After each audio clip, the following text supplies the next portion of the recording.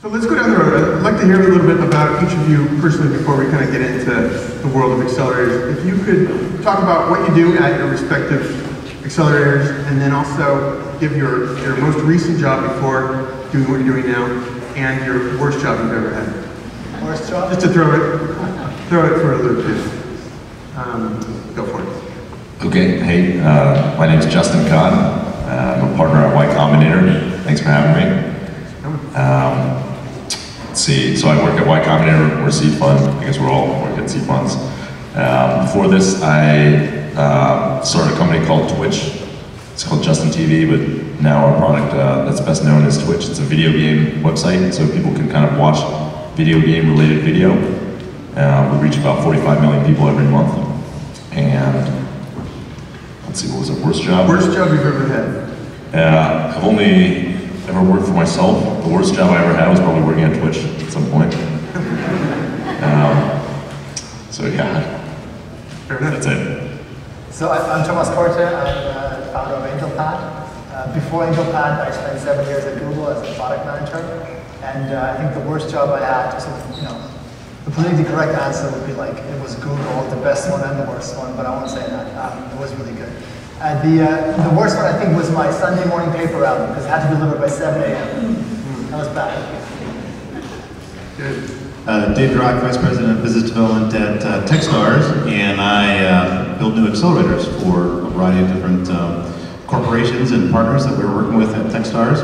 And prior to that, I helped build a company called Great Plains Software, which we sold to Microsoft, and then worked in the kind of the early Microsoft Ventures activities across the board.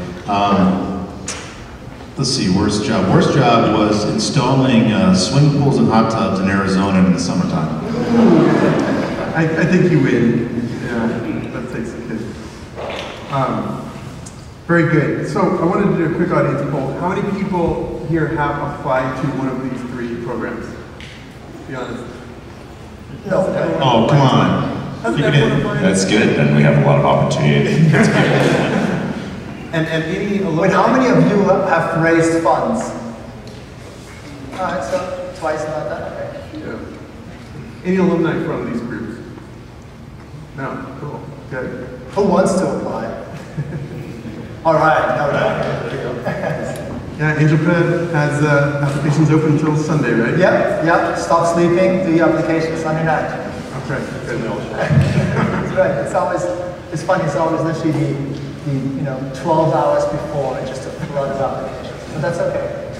Is there we're going to get to tips on getting in, but is there a disadvantage to applying that late? I mean, or do you wait everything equally? Or I guess turn it the other way. Is there a real advantage to applying super early? For us, I don't think there is and there is not. I mean, if it's really early, I tend to look at them right away. Kind of, the first 300-400, I'm just excited to see who's coming in. Eventually, I just get really tired and like procrastinate, and then look at them in bulk. But I think in general, it's just good to get it out of the way. I do like people that do apply early, and then the other part that I really look at is if we ask them something back, how long it takes them to respond. If it takes longer than 2 or 3 hours, it's a negative signal. Interesting. Yeah, I would agree with that. I mean, when they apply early, you can see the behavior, so the interaction over time, a longer period of time, you get to know them a little better, makes the selection process a little easier. What sucks about applying early though is because we have a 6-week, 8-week process. People make so much progress at times, they really do want to give you updates. And we just don't have a good system to incorporate updates to the application. So I guess it's double-sided sword. Any peek into OSCs? You must. We do the process twice a year, and get about 3,000 applications each time, I think. And the applications open in August for the upcoming winter 2015 batch. It's kind of the same type of story. Maybe an 8-week application. From when they close, we do try to let people know within 30 days if they can come to interview, and then do the interviews. I think in November this year. So, of the 3,000, how many are in the last week? Oh yeah, most of them. Similarly, like most people are in the last week, and heavily weighted to the last 24 hours. Yeah, interesting. I get emails like an hour before the deadline. It's like, is it okay if we submit like 20 minutes late? We won't make it. You know, deadlines matter, right? Cool. So let me start off with kind of a softball. I mean, I think by many people's accounts, these are the top 3 accelerator programs possibly in the world. I think there's something like, Dave, you mentioned 2,700 accelerators out there. 2,000 approximately is from our global accelerator network partners. And you know, many folks will argue the three firms here are among the best, if not the best. So if you can pinpoint kind of what is your secret sauce, what makes you unique, what makes you in the top 3 or 5, if you can identify a couple criteria. I don't know, Justin, go for it. I think most of our process is online. It's just like what YC does. I think Paul wrote something about that because he got tired of explaining it over, you know, kind of on a one-off basis. And I mean, mostly YC is pretty simple. You know, it's a 3-month-long program that culminates in a demo day. We do dinners every week with entrepreneurs who we think have like some insights into like what it was like starting a company. And mostly what YC is about is just having a great network of people and trying to fund founders who we think are gonna do whatever it takes to make their company survive. And we like funding people who we think are smart and hardworking and relentless. And but those are all good answers, standard answers, but like what makes and we just, that's what we do. What we do is we basically tell you to grow and try to help you grow and grow and grow and grow and keep growing until you're a huge company. And that's all we talk about. And that's like really what we focus on. We don't do a lot of other things. In fact, we tell you to not do almost everything else, especially during the time that you're in YC. We just tell you to focus on talking to your customers, building your product, and figuring out how to grow your usage, whatever metric is important for you. And I mean, it's really that, it's pretty simple. That's what we do. You guys have, that's good. You guys have any peek into the secret sauce that have made? You know, I think probably when we internally talk about it, we focus a lot on the network that supports. You know, we have programs in 10 cities, so each city, you know, is kind of, we want it to be at the center of the startup ecosystem, that city, and then connecting all those networks together along with our vertical programs like we're doing with Disney and Nike and Barclays, etc. We want that network to be an easy access tool for any of the entrepreneurs in the program. I mean, aside from the you know 90-day intense program, we want to make sure that the network's always there during the program, and then we support founders forever after. So that we focus a lot on that infrastructure. Yeah, I think our secret sauce, it's not so secret because I talk about it all the time. And we focus on a very, very small set of companies. We accept 12 companies in the program every 6 months, 24 companies a year. We're highly selective. We get a lot of applications. We weed them down to really the best ones. And then we have all those companies together with us in the office. So they feed off each other. And we are in the office with them. So if you apply to AngelPad, you gotta like me because you'll work with me every single day. I'm there, there's 2 partners that are there every day, and you work with us on your business every single day. And the other founders around you are, selected and have gone through the same brutal process of being whittled down from a very large number to a very small. And they are as smart as anybody that is around you, and you'll feed a lot from them. Good. So you said 12 companies twice a year. Yep, 12 companies. What was the last YC batch? It was like This YC batch is 85 companies. 85, and that's 3 times a year or twice a year? We do twice a year. The last, I think, of the winter batch is about 60. 60, and then Techstars, you said 16 programs. What's the average size per program? 10 companies per program. Okay, interesting.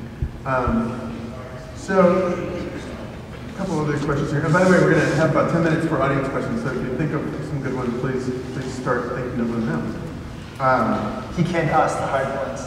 I have to make you guys look good. I promise that I would make you look good. Getting you to come out and I'm not hanging you other than beers, but gotta make you look good. Where is my beer? That's right. It'll help you get in. If you want to apply to AngelPad, he'd love a beer, so it's my kind of shot. So here's a little bit of a tangential question. I'm kind of older, in 1999, I wrote an article called Hatching the Eggs that profiled something like 200 incubators. This is 1999. By 2002, every single one of them had gone belly up. So I know the model is very different now, but what happens if we have another kind of nuclear funding? Or put it another way, do you think accelerators are a boom time phenomenon? If we have another kind of nuclear funding like we had, say, 2008, what does that do to your model?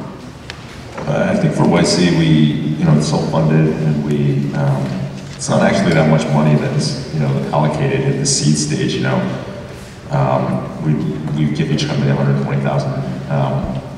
And so it's something that can be sustained from our own capital. But if your graduates aren't being funded as easily, or at all, I think that you don't actually need that much money to start a business. I mean, you can raise a lot of money, and in the past year, you've seen lots of businesses. If Instacart just raised $44 million, or Zenefits raised $60 million in the past month, and that's good when the money's there. But we had a lot of businesses that started in recession time, like in 2008, like Airbnb, that. Find me later. That's initiative, people.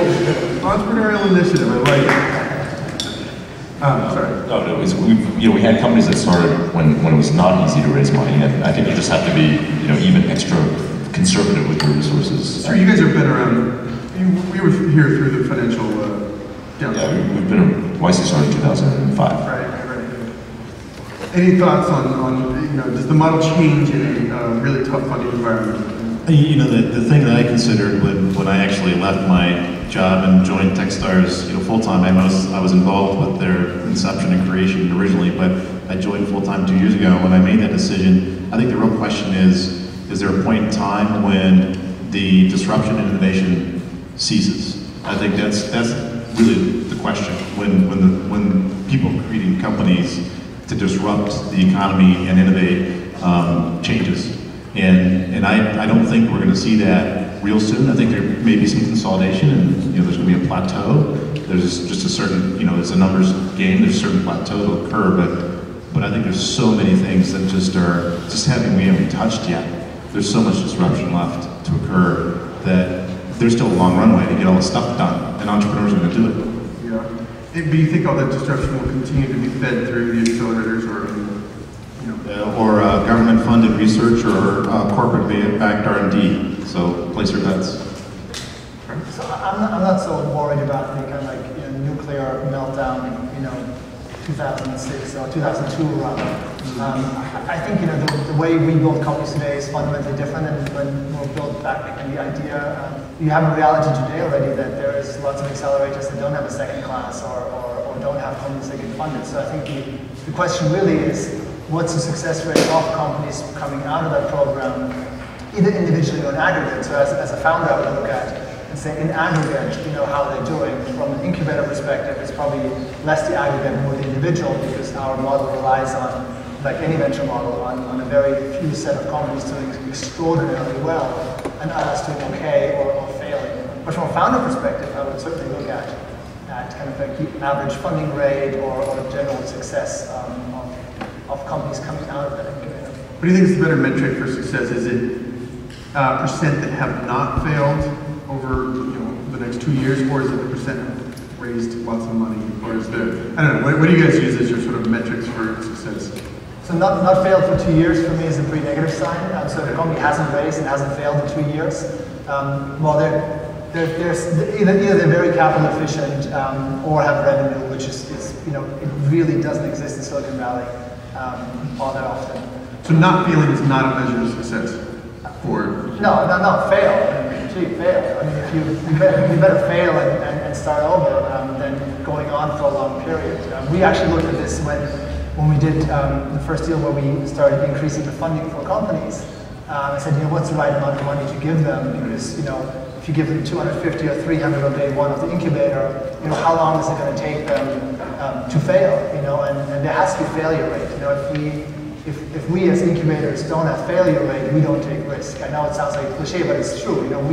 We are the ones that are finding companies anyway, not just talk to some Turkish entrepreneurs. They probably can't get introductions to any VC, any seed fund here because they're not a network. So our role is to have this, open door to anybody and really, get them in and get them through and have them succeed or fail. I think for ourselves, we measure our success in terms of the total portfolio value that we've generated over the past 10 years. But I think that if I was an entrepreneur, I would look more at like, what are the average outcomes that happen? Maybe not average, but like even if you take out some of the outliers, like, funding raised afterwards, or like what the outcomes are, what are the likely outcomes for me as an entrepreneur? Because, the difference in my life between making a company that's worth $1 billion and $100 million is like kind of incremental. But if we just talk about, for YC, right, we really care about the super outliers. But, we try to spend a lot of time trying to help everybody and in the class, even if it's clear that, they might only ever be a $10 million company or whatever. And I think that, like, if I was an entrepreneur, I would think about, like, what's my likely outcome? Do you think YC is better at kind of, how do I put this, optimizing for the home run or amplifying the potential home runs versus just sort of a broad boost the whole class? Do you know what I'm asking there? Do you think it's a...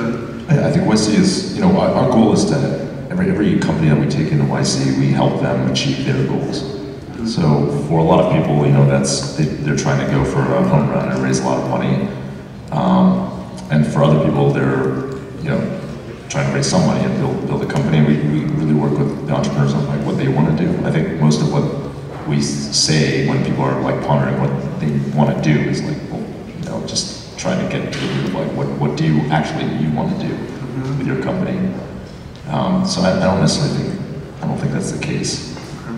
Dave, anything just add on I think portfolio value, of course, is a key measure. We do measure a lot of the metrics around exits, volume of exits, the fundraising metrics. 3 months after program, 12 months after program. Failure rate's actually pretty low for our companies, but a lot of times they actually buy each other and things. So we have a lot of action within their own network. But to us, we get excited a lot about real disruptive solutions. So we had one company recently got approved by the FDA for home physical therapy, one of the first companies to get approved in that category. And it was really exciting to see that happen through essentially an entrepreneurial-driven venture, as opposed to coming out of a $1 billion research lab or something like that. So that really kind of makes us say, these guys are changing the world. Cool. Why hasn't Techstars come to Silicon Valley? Just because there's a lot of stuff here, or is there any other reason? Fundamentally, we focus on moving into cities and helping develop local startup ecosystems. Like, with the Sprint Accelerator in Kansas City, we've been working hard on building, an angel investor culture in Kansas City. And so, here in Silicon Valley, people kind of understand how to do these things. And so we don't really focus on a place where there's a fairly mature ecosystem. In New York City, we were in Union Square very early in the life cycle. And so we really want to support and be core to local ecosystem. So it's, we really haven't come here just because we haven't really continued to largely, it doesn't need us, right? There's plenty of great accelerators here already functioning. Tomas, you expanded into New York last year, is that right? Or? Yes. So we had our last cohort, we actually ran in New York. And it was a great experience. We've seen a lot of companies that are built around consumer innovation, like Postmates, for example. And for them, New York is a great test bed. But I always joke kind of, if I could afford an island, we could just buy an island and all go there for 3 months, because all we do is work. Like, we're in there, it really doesn't matter where we are. Most of the companies, or actually half the companies at the last cohort, are based in San Francisco and came out there and come back here. Some others came from other places, either coming here to New York. And we go back and forth very frequently, so that we really do have this relationship with the investment community, which is obviously very important. Plans to expand other geographies, or? If I could clone myself, but as long as AngelPath exists, I'll be at the helm and run it and be with the companies every day, so I do more. And NYC was originally Boston, actually, right? Moved down here, and then you just recently opened up a startup school in New York. Am I getting the details right? We've been having some events. We did a startup school in New York, and we're doing one in London next month. Okay. But YC is just here in Mountain View, and I don't think we have any really the plans to expand to any other geographies. I think, there's something special about being plugged into the Silicon Valley ecosystem, even if it's for a short amount of time, and you go, back to where you're from or to another place where your customers are afterwards. But we think it's like pretty beneficial to come here, and this is kind of where we run the program. Yep. So while we're trying to recruit in other places more heavily, I think the goal is to get people to come and move to Silicon Valley for at least the duration of YC, but maybe longer. We actually, just a quick thing on AngelPad, we actually ask our companies during the interviewing process if they want to be in Silicon Valley or New York, and those are really the two acceptable places for us for companies to start companies and grow companies. There's great places to build companies in other places, but the kind of company that we're looking for and that we're building is mostly headquartered or almost exclusively headquartered. And not just Silicon Valley, it's really San Francisco. We have one company that's not in San Francisco, in the Bay Area, in Mountain View, or in New York, which is a great place to build a company. Cool. Are we doing time? You all right? Almost 5 minutes. Okay. Maybe I'll do one more, then we'll open it up for audience questions.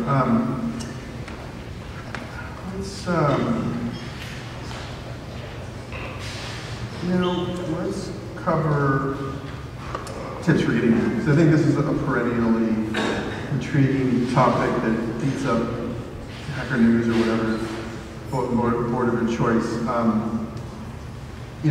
Any tips? Let's go down the line. Are there any special tips for getting in with YC? Is it better to wait until you have some traction to apply? Is it better to have a wild, bold outlier idea, versus something maybe more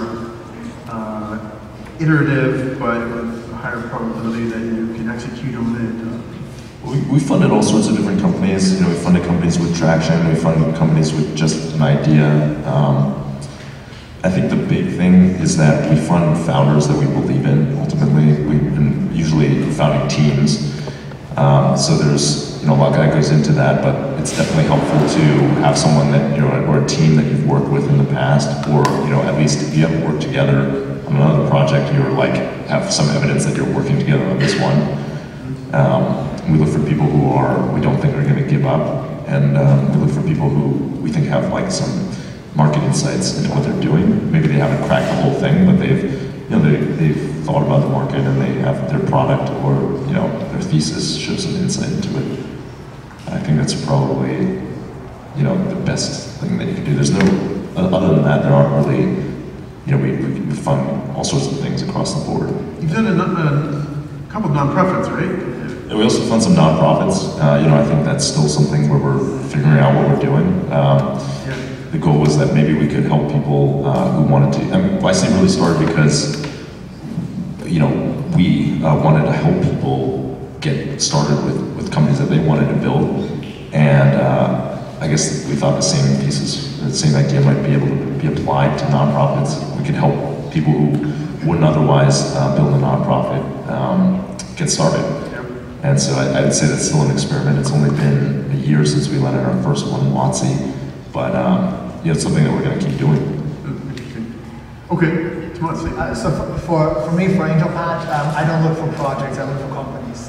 So I think the question of what are tips to getting in? It's really finding the right time in the life cycle of your company to apply to AngelPad. We very, very, very rarely accept founders that haven't committed to their own company. So if you still have a job somewhere, you need to commit to your own company before you come to AngelPad. And there are circumstances with insurance and visas and all that where we make exceptions, obviously, but for the most part. It's also, you asked about traction versus just a prototype. If you haven't built a prototype yet, you're probably not the right founder because we want people that can hack something together quickly and try it out. Traction, on the other hand, we don't like a lot of traction. For us, traction often is an early false indicator of a route you go down to. It's easy to get traction in something just for the sake of traction, but too many times founders kind of get diverted into something that seems to work, but it's hey, the outcome is not to do something that seems to work to get into AngelPad or to get funding next round, is to build $1 billion company, right? And That's a much bigger task. So traction for us is a very, very small data set of some proof that something that you're doing is working, and you have the capability of actually analyzing it and then making decisions based on that. Just one more, the video. For us, the video is probably the single most important pre-filter. The video doesn't get you in. The video doesn't get you out. A video that is poor when all the founders are in, that is 30 seconds, hello, goodbye, and this is just like it's out. I don't care if you're a Google product manager or who you are, if you don't do the 2 minutes and have the basic instructions of telling us who you are, what you do, what your company does. It's just really hard to take it seriously that you actually apply. And I do understand people now apply to 3, 4, 5, 50 accelerators, and redoing those videos is not fun, but it's just part of the game.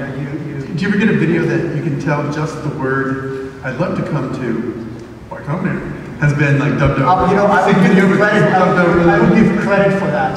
It's worse when you get the "Hi Paul, really looking forward to meeting you," because a lot of people apply to Y Combinator and made a video for it. Right. So that's just a complete no-go for me personally. Okay, good. Yeah, I mean, for us, selection is very much the team. Team video is huge. You get a sense for the chemistry. So we say there's 5 selection criteria for Techstars. The first one is team. The second one is team. The third one is team. The fourth one is market, and the fifth one is idea and how viable it is. Typically, your idea is going to change in the program. We see 80-85% of the companies shift their business in the program. Typically, the market's somewhat close because there's some domain experience in the team, so there's a focus in a particular domain. But the team has to be founders will stick together, have proven that they will stick together. They've been through an intense experience together before, and so they've got a proven history there. They got to last the 30 days or the 90 days in the respective program, but they also got to last the next 7 years together. And when you start to have a lot of disruption inside of those relationships, it's one of the big challenges inside an entrepreneurial team. One super quick follow-up. Line up quickly because they're giving us the time here, so yes. It's only going to be 1 or 2 questions. One just quick follow-up to that. I believe YC is fairly engineer-focused, right? Is that an accurate statement in terms of team? They like to see engineer-led teams, or is that? Yeah, I think that we try to find teams where they have all the skill sets to be successful. And if you're building a software product, you need a lot of engineers, and you might need someone else, but you might not. Yeah. And so we funded a lot of biotech and energy startups recently that I don't think are out yet, but and those obviously those aren't engineer-led; they're led by people who have domain experience. Same question. Same apply to.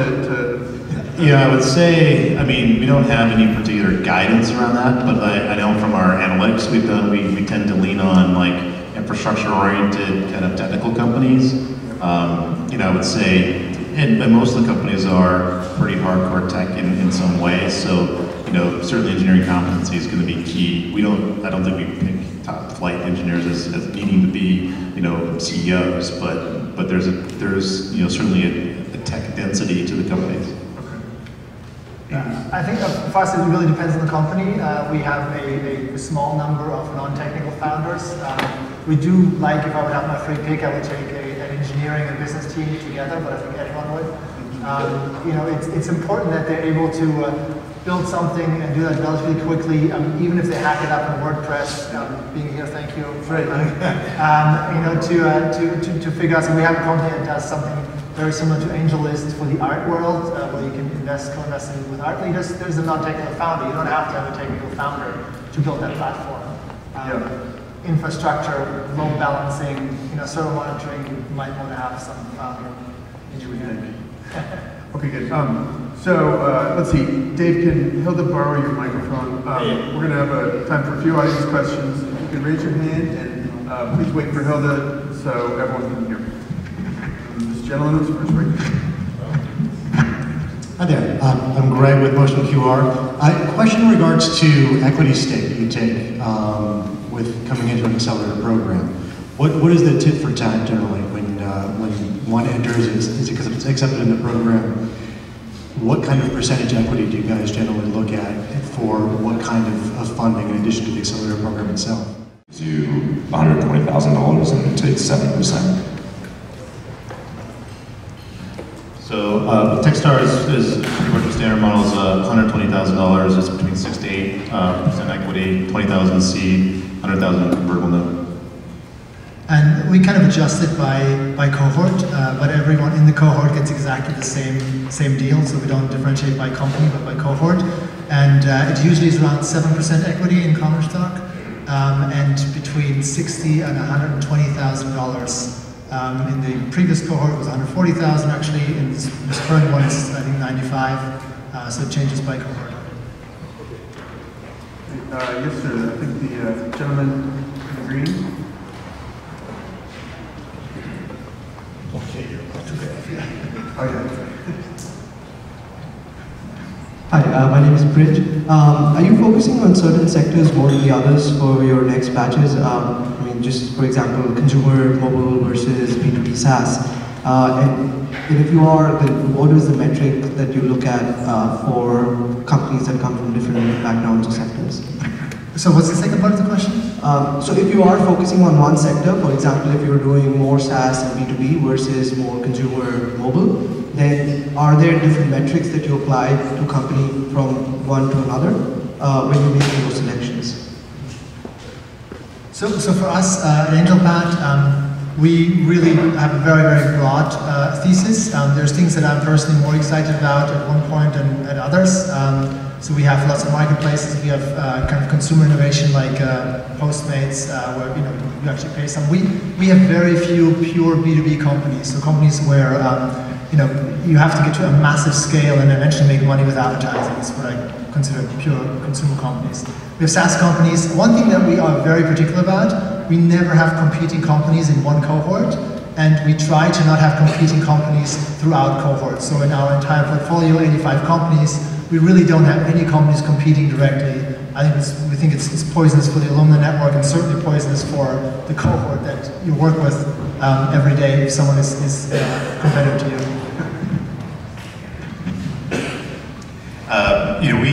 So each program we run is 10. The city programs have no particular focus, although there's a little bit of focus by the managing director, so we don't tilt it. But in Austin, you got Jason Seitz, who's a very technical co-founder. In Chicago, you've got Troy Hennicoff, who's much more a finance, accounting kind of founder. So you have companies in line like that. But the corporate partners, we're focused specifically on verticals. So like with Disney, we're doing entertainment. With RGA, we're doing connected devices, which is open for applications, by the way. And with Sprint, we did mobile health. So we're doing 10 programs focused on a specific vertical and going deep in specific verticals in that process. Is that working? Maybe just a few inches of... They were showing us for close. Sorry. Okay, I think we have one more question. Sorry, Justin. I would just really quickly, YC doesn't really focus on any specific vertical. I think people think of us for consumer, like Dropbox and Airbnb, or SaaS and Stripe, but really we fund all sorts of companies. I think there's a lot of different companies in every vertical that, especially B2B companies that people don't hear about because they're not in the press as much. We're also starting to fund more science companies and Internet of Things companies and drone companies, and kind of really it's just people that we think are smart and doing something interesting. Awesome. Well, we have to keep on track because we have a hard stop here. Can we have a big round of applause for these guys, please?